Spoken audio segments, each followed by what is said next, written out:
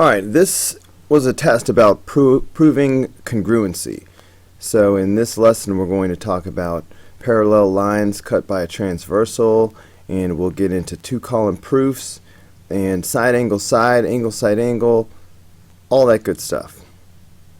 Alright, problem number one. Which of the following pair of angles is not congruent if we have two parallel lines cut by a transversal?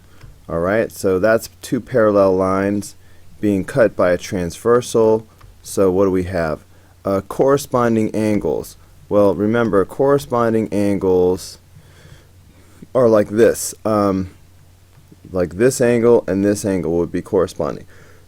And if you have parallel lines, corresponding angles are congruent. So that's not the answer. Let's see. Alternate interior angles. Well, alternate interior angles are like this. Okay, this angle and this angle, for example, would be alternate interior angles. And yeah, those are also congruent if the lines are parallel. So that's not the answer. Alright, consecutive interior angles. Let's take a look at that. Consecutive interior angles are like this and this. Okay, clearly these are not congruent. They are supplementary. They add up to 180 degrees, but we have an obtuse angle and acute angle. So this is the pair that will not be congruent if the lines are parallel. Okay, of course the last one, just for completeness, even though we already have our answer, vertical angles are angles like this. And they're always congruent, regardless of whether or not you have parallel lines or not. So, consecutive interior angles, that's the only pair not congruent. So the answer is C. Okay. Number two. The measure of angle A is 26 degrees. Measure of angle B is 64 degrees. What is the relationship between A and B? Are they supplementary, complementary? Are they vertical angles? Are they a linear pair? Well, without a picture, we can't tell if they're vertical angles. Well, okay, I mean, if they were vertical angles, they would be congruent. So, really, almost, anyway, the supplementary means they have to add up to 180 degrees. 64 plus 26 is not 180. In fact, 64 plus 26 is 90. And that's the definition of complementary, two angles that add up to 90 degrees. So the answer is B. Alright, number three. Set up an equation for the following problems and solve. Well, these two are a linear pair. So they are going to have to add up to 180 degrees. So you could do something like this for your equation. Would be 8x plus 40, okay, plus 6x. Those two have to add up to 180. So that would be a good setup for your equation. Now let's go ahead and solve it out.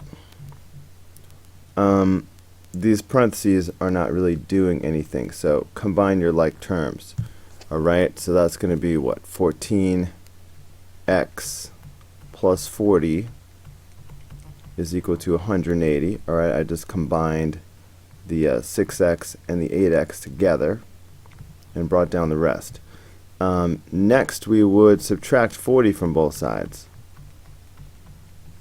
Okay, so that's going to leave us with 14x is equal to 140. Next we would divide both sides by 14. Okay, so that's going to give us x is equal to 10.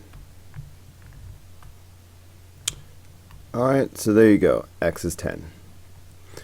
Moving on, look at part B down here. An equation for this, well, vertical angles are congruent. So my equation, I could just go 5x minus 10 should equal 3x plus 14. Alright, now then as far as solving it, As soon as you see we have a variable on both sides of the equation, you should subtract one of them to get them together. So that's going to leave us with 2x minus 10, alright, those cancel out, is equal to 14. Alright, then you'd want to add 10 to both sides. So that's going to give us 2x is equal to 24. And then divide both sides by 2. Okay, and that's going to give you x equals 12.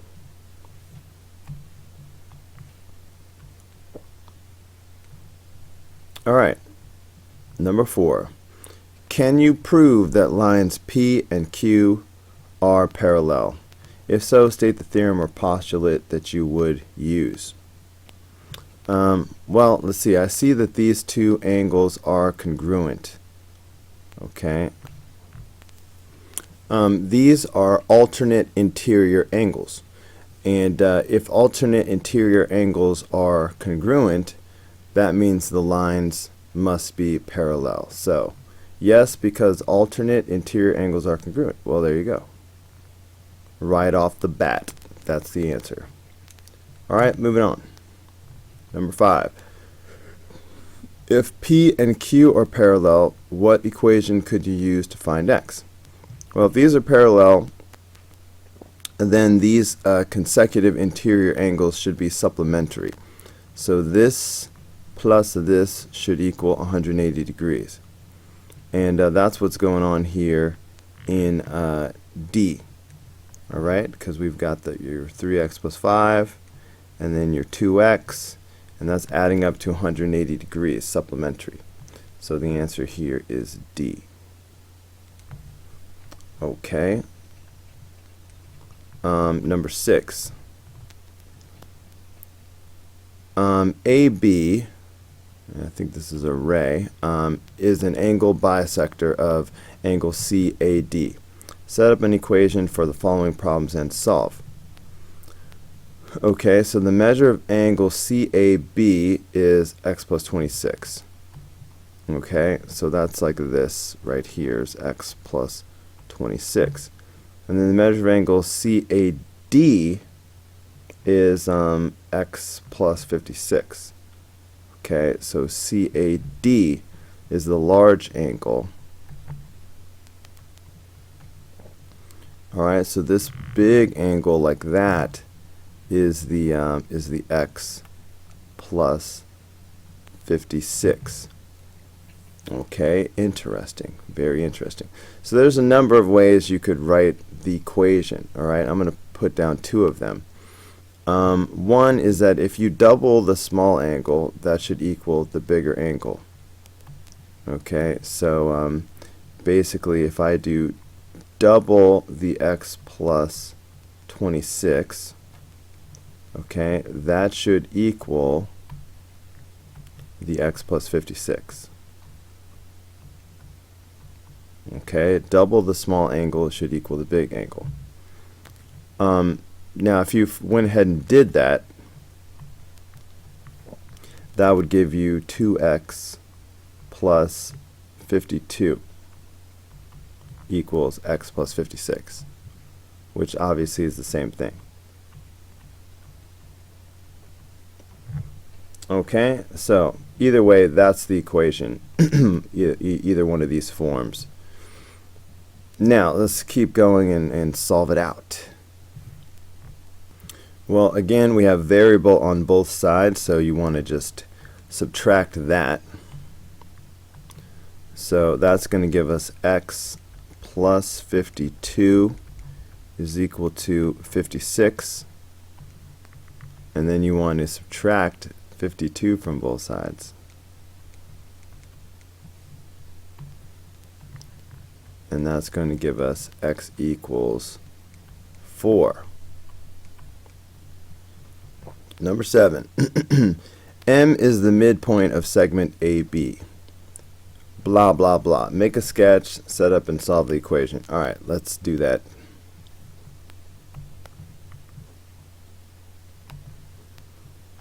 Alright, so here will be my segment AB.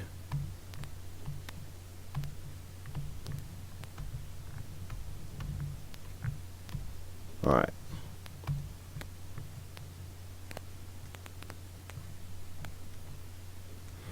And M is the midpoint, so that means there'll be an M in here somewhere.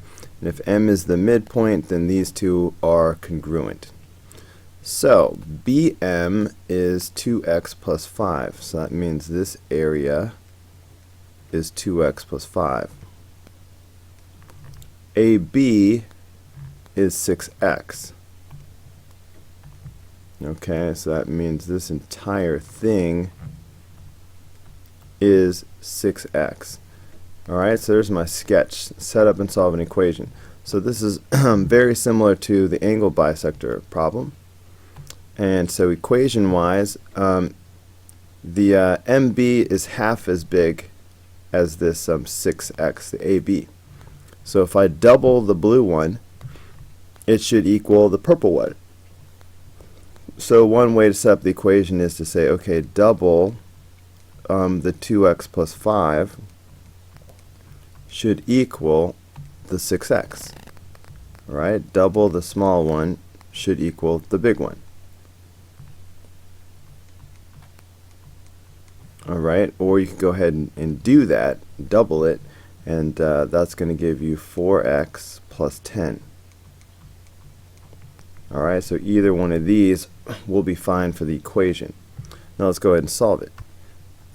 Anytime you have a variable on both sides, the first thing you should do is subtract the variable from one of the sides. So I'm going to subtract the 4x. So that's going to give me 10 is equal to 2x, and then I will divide by 2 on both sides. So that will give me 5 is equal to x. Alright, so that's number 7. Alright, number 8. UT is a mid-segment of the triangle. That means that U and T are midpoints, and it also means that UT is half the size of SR. Alright, we're supposed to find SQ, which is this. Okay, we're supposed to find the length of this side of the triangle. Okay, so first we're going to have to find x, basically. So let's make an equation. Again, alright, so the mid-segment. So this is going to be half the size of this. Alright, so for example, if this was 10, then this would be 20. Alright, that's how it works. So that means if you double the small one, it should equal the bigger one. So it's like a couple other problems that we've done. So if you double the small one, so if you do 2 times your 3x plus 1, okay, that should equal the 7x minus 1. Alright, but that's going to give us 6x plus 2 is equal to 7x minus 1. And when you have a variable on both sides, you should subtract a variable. So subtract 6x from both sides. So that's going to give you 2 is equal to x minus 1. And then I would add 1 to both sides. So that gives us that x is equal to 3. Now we can use that to find whatever we want. So if I take this 3 and substitute it in for x, then this becomes 2 times 3 plus 2. Okay, so 2 times 3 plus 2. That's 6 plus 2, which is 8.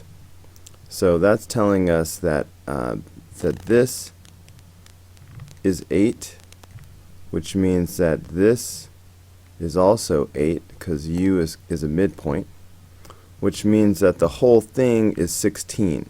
Alright, SQ, the thing that we were supposed to find, this whole yellow side must be 16. So that's why the answer is C. Alright, number 9. Complete the triangle congruency statement and give a reason that shows the triangles are congruent. So they are giving us that UP is congruent to VP. So here's UP and here's VP. QP is congruent to RP. So there's QP and here's RP. And then of course vertical angles are congruent. So these triangles will be congruent by side, angle, side. But be careful how you match them up. So see how these two sides are congruent, like mirror images of each other. That means that U and V are corresponding angles. So if we start with U, then in the other triangle we have to start with V. And of course then we get to angle P, which will be congruent for both triangles. Okay, and then Q and R, mirror images of each other this time. Sometimes they go diagonal, but not this time. They're straight across. So R corresponds with Q. Alright, so that's the congruency statement. And like I said, side, angle, side postulate proves it. Okay, number 10. Triangle ABC is congruent to triangle DEF. We have some stuff, find AB. Well, let's draw a picture. Alright, so here we have triangle ABC congruent to triangle DEF. So, you know, these are the corresponding sides, which will be congruent. So, what do they got for us? AC is x plus 7. Okay, so this is x plus 7. DF is 5x minus 1. Okay, so this is 5x minus 1. And AB is 5x. Okay, so this is 5x. So let's start with these two, since they are corresponding sides. They should be congruent. So 5x minus 1 should equal x plus 7. Here we've got the variable on both sides, so let's subtract x from both sides. So that should give us 4x minus 1 is equal to 7. So then let's add 1 to both sides.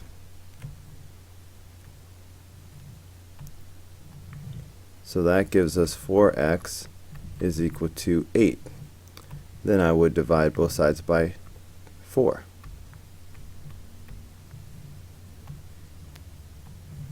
So that will give us x is equal to 2. Alright, so now that we have x, remember our goal is to find AB. Okay, so don't pick 2, that's not the answer. So we need to find AB. And to find AB, we have to take this value of 2 and substitute it back in right here. Okay, so we now know that x is 2. So that makes this 5 times 2, which is 10. So AB is 10. Okay, so that's why the answer is D. Now, number 11. Use the following two-column proof. What are the correct reasons? Well, so you see here in the beginning they have just stated the given. So you got that. Then they say AC is congruent to AC. By the way, we should mark these as we go. So AD is congruent to CB. So there's AD is congruent to CB. And then they said DC is congruent to BA. So there's DC, and that's congruent to BA. So that's what was given. In addition to the given, we know that the reflexive side, the shared side, will also be congruent. So we know that these two triangles will be congruent by the side-side-side postulate. In the meantime, AC is congruent to AC because of the reflexive property.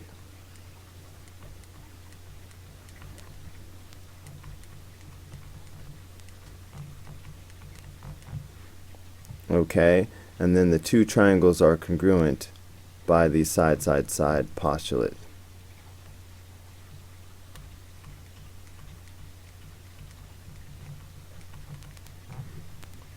Okay, so what are the correct reasons? We're looking for the one that says given, reflexive, and side-side-side. Given, reflexive, side angle side? Nope. Given, reflexive, prove? I don't even know what that means. CPCTC? Not this time. That's for corresponding parts, not whole triangles. Given, reflexive, side-side-side. There it is. The answer is D. Alright, number 12. The following construction illustrates what? All they're doing is taking a compass and marking off lengths. But you see that they're doing it twice, so clearly they're doubling the length of a segment. So the answer is C. Okay, there's no angle involved, so it it couldn't have been copying an angle or bisecting an angle. There's just only a segment is visible. So it was either copying a segment or doubling a segment. If it was just this first piece, it would have been copying a segment. But they did it twice, so I think it's obvious. Number 13. Here we got an angle, not a segment, so you can pretty much forget about these two. And it's just the one angle, all right? If it were well, it doesn't even say bisecting an angle. All right. If it was bisecting an angle, we'd be like cutting it in half or something.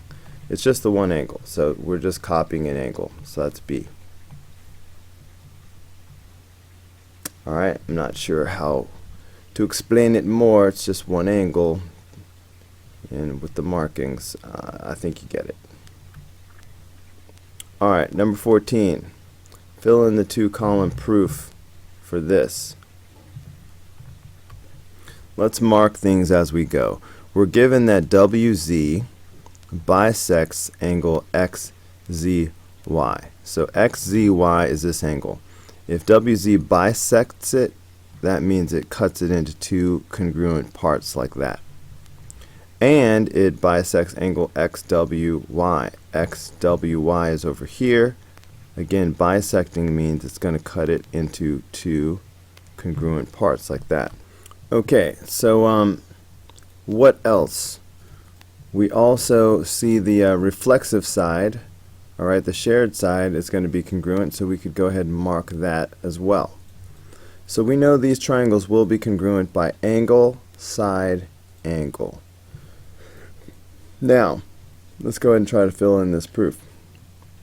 So WZ bisects angle XZY and angle XWY.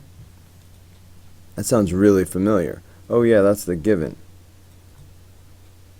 So we'll just copy that down. And then the reason here sort of gives it away, reflexive property. That's always when something is congruent to itself. And of course that's our WZ. So WZ, or ZW, is congruent to itself. Okay, that's the reflexive property. And now, like we said, the two triangles will be congruent to each other by the angle, side, angle postulate.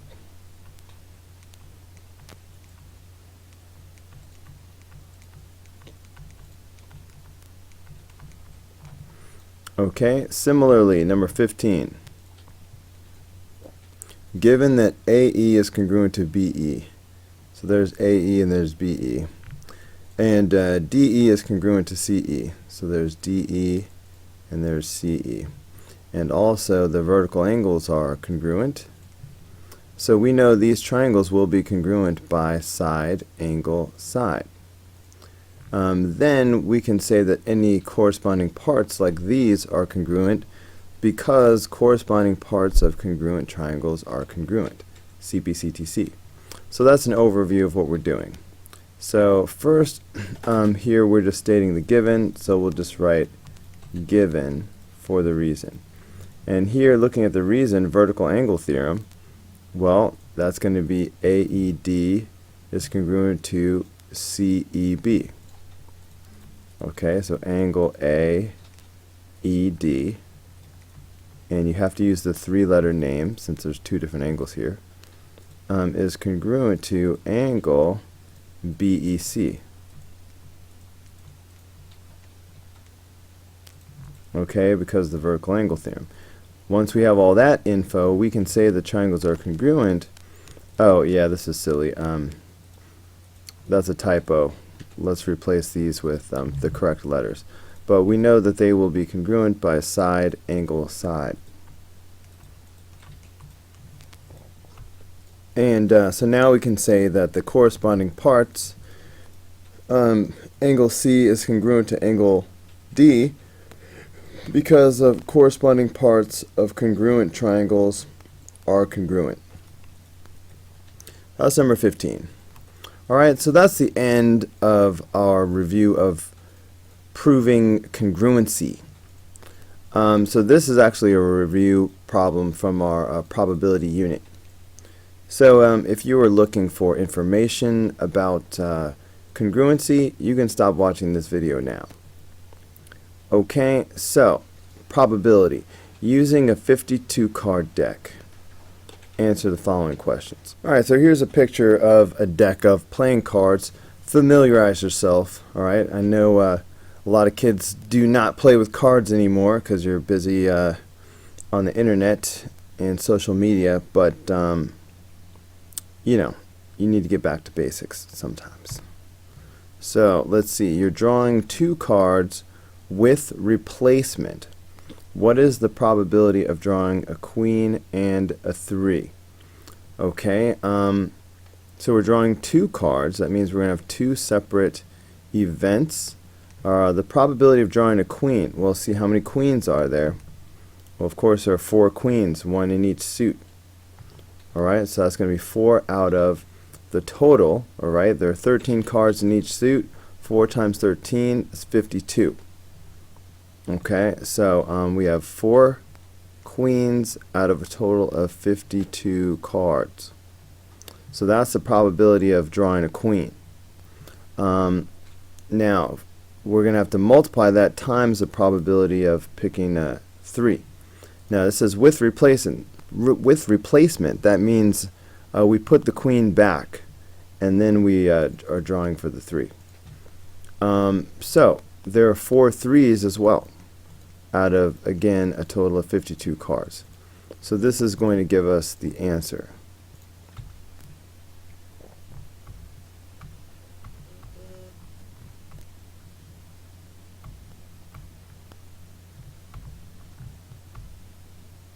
Syntax error. I had a feeling I needed a multiplication sign in there. So that's 1 out of 169. Okay, so that's why the answer is C. Number 17. You're drawing 2 cards without replacement. What's the probability of drawing a 2 and a 3? So similar to before, we're going to have these 2 probabilities. The only difference is without replacement. We're not putting the first card back. So there are 4 2s. You know, there's 4 of every card. So the probability of drawing that 2 is 4 out of 52. That's an awful 4. Let me try that again. I said 4 out of 52. Okay, that's the probability of drawing the 2. But then when you go for the 3, there are 4 3s in there, but they're not 52 cards anymore. Now there's only 51 cards because we're not replacing the first card that we drew. So this is what will give us the answer. Alright, so 4 out of 52 times 4 out of 51.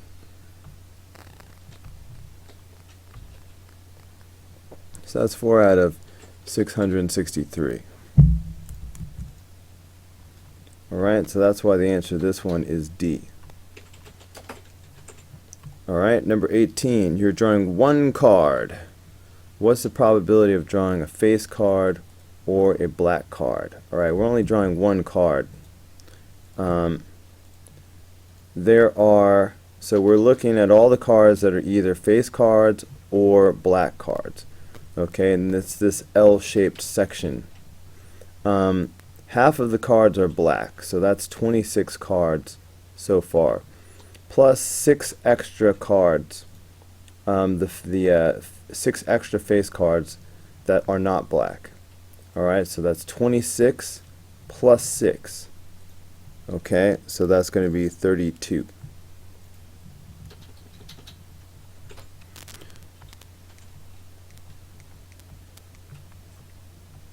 Alright, out of a total of 52. Okay, so that's 32 out of 52.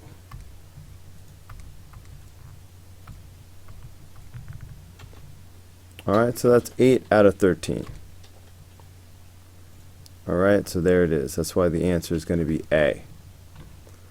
Now, a common mistake that students will make is they will go, okay, there are 26 black cards, and then there are 12 face cards. Okay, so if they do that, then they would go, that would be 38 out of 52.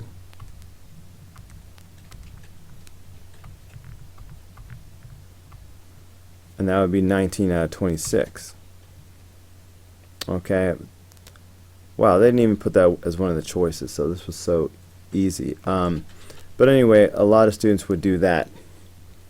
But the reason why you can't just do 26 plus 12 is because if you do the 26 includes these 6 face cards, these 6 black face cards, and then the 12 includes those same 6 cards again. So if you just add the 26 and the 12, you're counting these 6 cards twice. So that's why you messed up if you did that. Okay, but that wasn't even one of the options, so kind of an easy multiple choice question if you ask me. Anyway, number 19. You are drawing one card. What's the probability of not drawing a face card? Okay, there are 12 face cards, so if I just subtract that away from the 52, that leaves 40 non-face cards over here, 40 of them. So the probability of not drawing a face card is 40 out of 52. What is wrong with my fours today? Alright, 40 out of 52.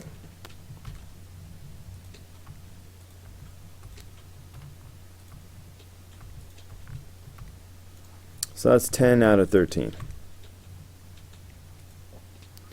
That's why the answer to this one is B. Alright, last question. What is the probability that you draw a face card given that you have drawn a red card? Please understand that we're only talking about one card here. We're drawing one card. Okay, so what's the probability that it's a face card given that it's a red card? Alright, so given that it's a red card, that means you can forget about the top half of the deck here. We're given that it's a red card, so pretend that there are only red cards in the universe. Okay, so given a universe of only red cards, then what are they asking us? What's the probability that you draw a face card? Well, there are 6 face cards out of a total of 26 cards. So 6 out of 26.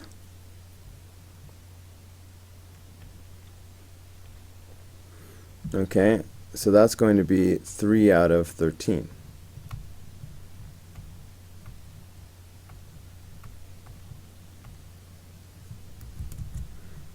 Alright, so that's why the answer will be A.